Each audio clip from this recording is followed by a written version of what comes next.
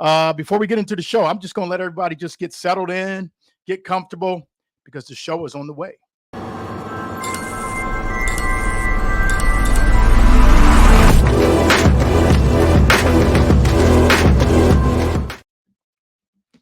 And again, welcome to the Bailey Pod, the second edition of this fall. Again, I'll be bringing you some great high school football content, particularly the Nick 10, and maybe some other conferences as well. Today, I'm going to start off the show. We're just going to actually something new I've started this week. Just bringing up highlighting some athletes, some notable performances over the weekend. Week 1 in the books.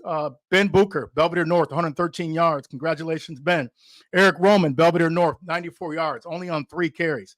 3 carries. This young man had 94 yards. Congratulations. Keep up the good work. Jamani Muhammad, Harlem, 117 yards on their victory over Belvidere last weekend. So, again, I'll be bringing that to you every week. I'll be selecting 3 to 4, maybe 3 to 5 athletes that will be considered and worthy of the top performers of the week here on the Bailey Pod. Without further ado, last weekend it was a big game over at Guilford High School. Guilford up against a very, very strong Belvidere North. And to highlight that game a little bit further and discuss some details, some things that we saw within the game, here he is, ladies and gentlemen, my partner, my man on the overtime, news director of WTVO, the actual incomparable Scott Leber. What's going on, man? And not too much, Tim. Always nice to talk Nick 10 football with you. Man, I know, right? This is beautiful Thursday. You couldn't ask for better weather. You know, in my intro, I talked about, this is football weather. I mean, you can just smell the air just permeating with football seasons. It's in the air. It's here. It's upon us. Scott, let's go ahead and dive into the show. I mean, we were both at Guilford. That was our game of the week. And there were some things that we saw from both teams. We're gonna start with Guilford. Should we be concerned about Guilford after week 1's performance? No, because that Belvidere North might well be the best team in the conference, and that defense is phenomenal. Even better, I knew Belvidere North was going to be good on defense with that linebacker unit returning, but they're even better than I thought. I underestimated their line play, I think, on both the O-line and the D-line at Belvidere North. I wasn't sure exactly what they had there because they're plugging in some new guys this year. But they're better than I thought on the lines. And then Antoine Williams at cornerback, who was assigned to Messiah Tilson that entire game. I mean, he just had my eyes popping out the entire night. So you throw him into the mix as probably a first-team all-conference player. I know that's a little getting ahead of ourselves here after just 1 week of action, but he's got that kind of skill level. So you put all that together, that's a really good Belvidere North football team. I picked them in my preseason picks to finish second behind Guilford. Obviously, after last week, I'd flip that. But from the Guilford standpoint, I mean, they're going to light up people with their speed. They're going to put a lot of points on the board. So they could even run the table this year. It's going to be, in a couple of weeks, they got to play at Hononegah, Guilford does. So that's going to be the next big game on their docket. But I could still see them running the table or maybe just losing that Hononegah game. Guilford's going to have a great season still. Yeah, I would have to agree with you. Just expound a little bit further, piggyback on what you just mentioned here. Guilford, they are as advertised. I think they're a good team. Obviously, the score of the game doesn't depict, what I'm actually saying. But, I think they just shot themselves in the foot in week 1. And that happens to really great teams. And then usually you see teams that are really good. You see them bounce back and maybe even make a good push in the playoffs, when that time comes. That's remained to be seen. I don't want to get ahead of myself, as you just mentioned that as well. But I think overall, I think Belvidere North was just a more sound team Friday night. I think they executed well on both sides of the ball. Take nothing away from Guilford. They played, but I just didn't see, when the score was 20-0 at halftime, I think I even said to you on the sideline, I said, turned around and looked at you. I said, Scott, I don't think Guilford's the type of team at this juncture of the season that could actually overcome such a deficit. I mean, it was 20-0 at halftime. Not against that Belvidere North defense. Yeah, that's you're not coming back from 20 down against that Belvidere North defense. Yeah. Right. Yeah. And you just hope, and I think Guilford will bounce back from this victory. I think they'll, continue to make progress week in and week out. I think that's what Coach Cap wants to do. Okay, guys, let's get in. Let's watch film. Let's correct our mistakes. That probably started early as Sunday. Let's get that sour taste out of our mouth. We know what that tastes like now. We don't like that taste. Well, in order for not to be able to taste that again, you have to go out in week 2. You got to execute on both sides of the football. And that's something I didn't really see Guilford do. They didn't play, really good in all 3 facets of the game: special teams, defense, and then offense. I just didn't see, that Guilford team that we've been talking about for the last few weeks, during the preseason. Yeah, I think, Tim, too, it would have been better for Guilford to play this game deeper in this season rather than in week 1, when you are more prone to make those mistakes and not have everything in place. Credit to Belvidere North, because as you said on overtime last week, they were disciplined. North was ready from the get-go. Guilford, I think, would have been better off playing this game in week 6 or 7 of the season than in week 1. But the positive aspect for this, for Guilford, for getting shut out 29-0 right off the bat, is if they need to recalibrate and realize they've got work to do and they need to get after it even harder, I think that could be a positive for Guilford, that this game will help them to focus even more than they already were. Absolutely. And I agree. Great teams learn from their mistakes. Bad teams don't learn from their mistakes. Bad teams continue to make these mistakes week in and week out, and really never see any true progression. But I'm going to put Guilford in that category. They're a good team, and I do expect them after this week to actually start making some good strides, and we're going to see a different team in week 2 and week 3 and week 4 and week 5. I think they have those types of players. I think they have that type of system. They're well coached. Belvidere North just really caught Guilford on one of Guilford's bad nights. Yeah, and I want to throw out one thing about Guilford sophomore quarterback Grayson Weber. So we talked about him a little bit on overtime and his inexperience at this point. But I don't want people to misinterpret that as us saying Grayson Weber's not a talented quarterback. Right. I love this young man. Right. He's loaded with talent. Guilford's going to win a whole bunch of football games these next 3 seasons with Grayson Weber at quarterback. He's got talent. You can see it. It's just that having to face that Belvidere North defense as a sophomore in week 1, that's tough for any quarterback. Right. Yeah, I agree. I think the young man, he's going to be okay. I think he's going to bounce back. People, outside the media just need to understand, we have a job to do. We give our unbiased analysis on these athletes week in and week out. So, absolutely not. We weren't saying that he was a bum or he couldn't play. Right. We just, mainly candidly just said, he had a bad night at the office, so to speak. He didn't execute well. He looked like a sophomore. And he had a defense in it. He had a defense in his face a lot of the night too. That's tough for any quarterback. Absolutely. I expected, you come in as a freshman, and you throw over for over 600 yards. You come back your sophomore year. You're kind of gotten accustomed to the actual pace, the speed of the varsity level compared to the freshman level. So, that's what I meant, in my statement when I said, he looked like a sophomore. He just didn't really look as polished as I would have liked him to look on Friday night. Right. All right. Yeah, you're correct. And he's so young. He's got so much ahead of him yet. He's going to get better and better. And he's maybe the least of Guilford's problems is that quarterback, because he's going to get the job done. Yeah. Right. And you see that from him on offense. He's got a great pocket presence. I like what he does in terms of, getting the ball out on time.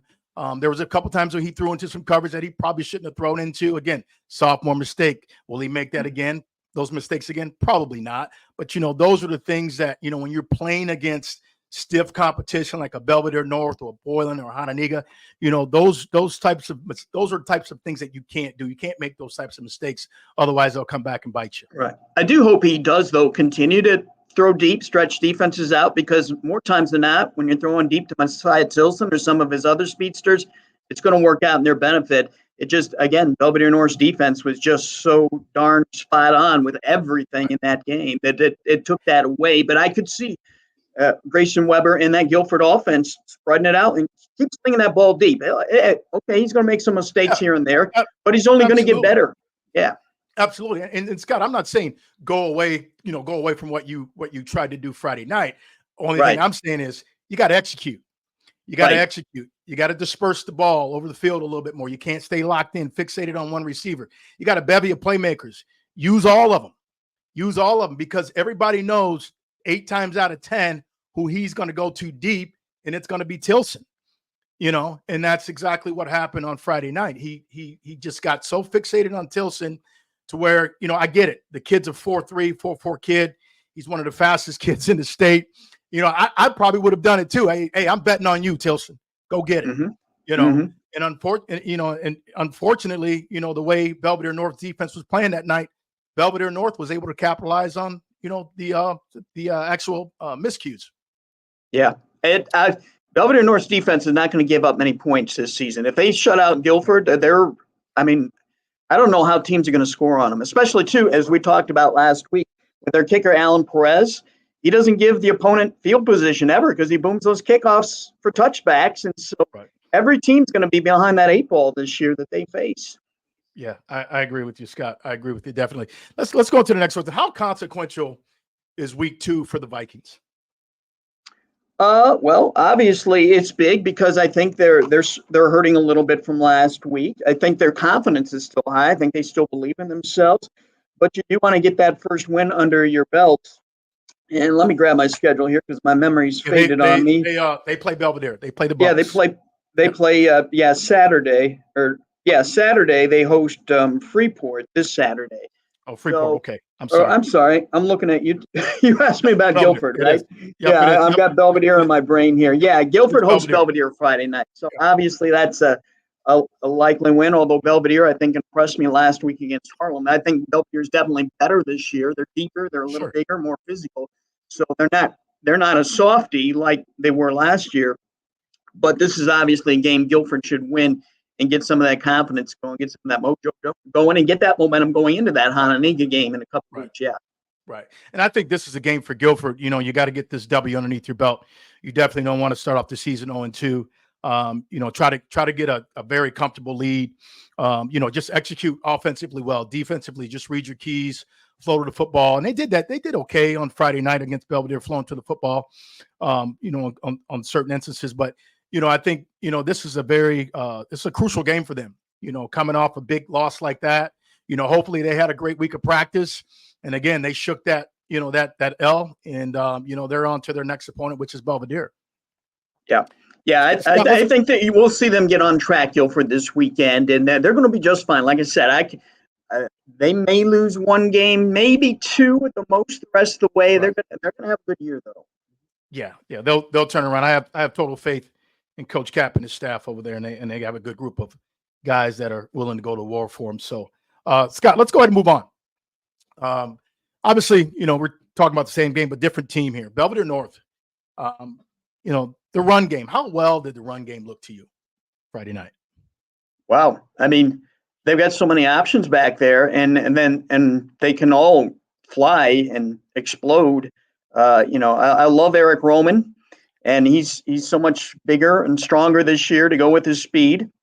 We saw him rip off that 80-yard touchdown run right before halftime. I mean, I'm so high on Eric Roman, both as a linebacker and a running back. And now Ben Booker, this is his year to step up there. Because of an opportunity now as that other big play component in the backfield. So you got 2 big play guys who every time they touch the ball could take it to the house with those 2 guys. And then you got Trent Dinsmore, fullback back, who's as consistent as they come between the tackles and the red zone and the short yardage situations. So I don't know what more you could ask for. Maybe they don't have a dynamic passing attack, but I don't think they're going to need it. Certainly not until maybe a couple rounds into the playoffs. So Belvidere North, that offense, good luck to any defense trying to stop, Booker, Roman, and Dinsmore, and some of the other kids that are going to run out there. And I agree with you. I think, what Belvidere North does so well offensively is just really execution. How they execute on offense. They don't make a lot of mistakes. They're a very sound, disciplined offensive team. And they actually displayed that Friday night against Guilford. One thing I like that they do well, they don't blow assignments. You saw the linemen picking up their blocks. You saw the running backs out of the backfield, springing other backs to go 50, 60, 80 yards. I mean, it was a concerted effort on offense between the linemen and the skill players on Friday night of what I saw. So, they're going to be a treat to watch. as we move forward. Hopefully everybody stays healthy, throughout the season. But that run game, that's definitely something going to be hard to stop for a lot of teams this year. Yeah, I would and they got totally a good agree. coaching staff there. They've been in place, Coach Beck and his guys for quite a while, and now you throw Josh Fagan in there as the defensive Yep. coordinator, Tim. Yep. If I could be any coach in the Nick 10 this year, I might want to be Josh Fagan Right. and have the opportunity to coach that Belvidere North defense, because Right. he's just going to have fun all week long, I think. Exactly. Yeah. And sticking with offense here, their backs, they're big, they're physical, they're strong. They have good top end speed, as you saw against Guilford. They were breaking runs 50, 60, 80.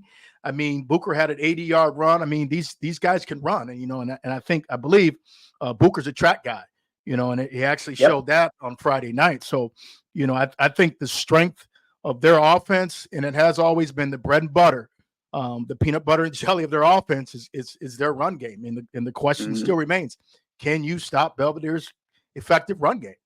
And if you do stop them, let's say at your 40-yard line or 35, they run Alan Perez out there to boot a 45-yard field goal, and he can nail a lot of those. So that's another weapon there that they have going for him.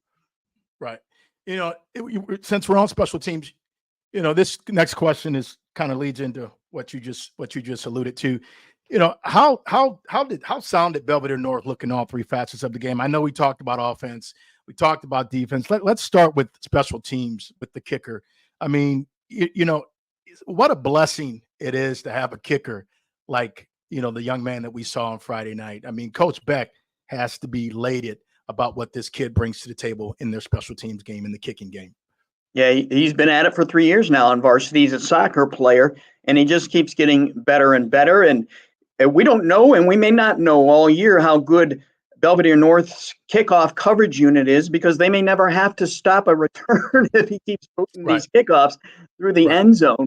And then their return game, when they can stick Roman back there with Booker as the return guys, either one of them gets his hands on the ball, and good luck trying to stop that too. So I would have to rate, based on their kicker, Perez, and their return guys, they probably should be the best special teams team in the Nick 10 this year.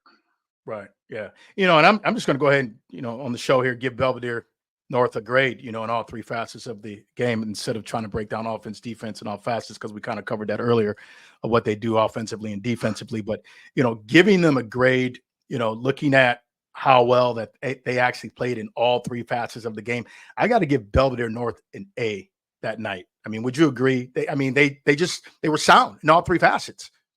I didn't see a single weakness all night. And I was only there for the first half, granted, but all three facets of the game, they might have given up. The longest play I saw, they maybe surrendered to Guilford in that first half, was like a Tilson 11-yard run on kind of a end-around type play through the backfield.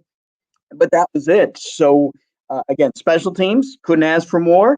Offense, making big plays. So I would give Belvidere North an A's across the board. Absolutely, Scott. Yeah. And I think, it's hard to tell week one how good they're really going to be. Do we see signs at this juncture of a really good team that could really potentially, I don't know, run the table? I'm just going to come out and say it. They could potentially run the table. They play Hananiga. They play Hananiga in week 8, Tim, and that's great for us to see that big game looming at the end of the season. So they could both be undefeated potentially going into that game, and that game is at Belvidere North, which is a little plus for North. But I don't see North losing until that game, and I'm not sure they'll lose that game or not. I got to see Hananiga first. And Scott, right now I'm looking at their schedule. They should be going into week 1, week 2, week 3, week 4. They could possibly be 3-0 by the time they get to week 4. And I think these games that they have on their schedule for the next few weeks are winnable. With all due, everyone stays healthy. They continue to execute as they did on offense and defense, and those three facets of the game. We see those three facets of the game. This is going to be a team that could be tough to really stop. Yeah, like I said, I've run out of superlatives to describe Belvidere North. I know it's only 1 week, and I know the coaches at North are going to be on their guys. Hey, You get a lot of praise for what you did against Guilford, but don't let it go to your heads because there's a lot of football left to be played. And from what I sense from these young men, I was at their practice, did a preview on them. From what I sense from these young men, they got their heads on straight. And they're dying to win a conference championship because they've been knocking on the door for so many years now. And they haven't won one since 2014 when they shared the title. And they want one outright. So I think that alone is going to keep these guys focused every time they step on the field. And again, Scott, we know their offense is predicated on the run. Again, before we close here, where I like to see them polish the game just a little bit. And I say this every year, and I know Coach Beck, he may not listen to the Bailey Pod, but if he does, I always say this. They just need to add that little sprinkle into their offense schematically.